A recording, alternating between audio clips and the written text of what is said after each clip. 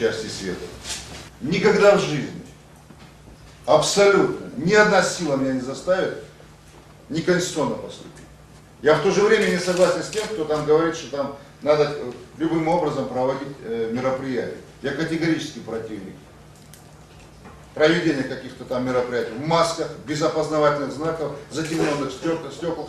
Это те же террористы получаются. То есть мы являемся пособниками террористам, если мы проводим таким образом работу. Затемненные машины заезжают. В лучшем случае у него впереди номер, сзади номера нет. А я спрашиваю, а что он? Я его приглашал или народ приглашал. Что эти люди делают, заезжают, для чего в республику? Естественно, мы с них будем спрашивать. Естественно, мы их не пускаем. Естественно, это ответная реакция. В республике площадку Республики Ингушетия для эксперимента сделать никому не позволю.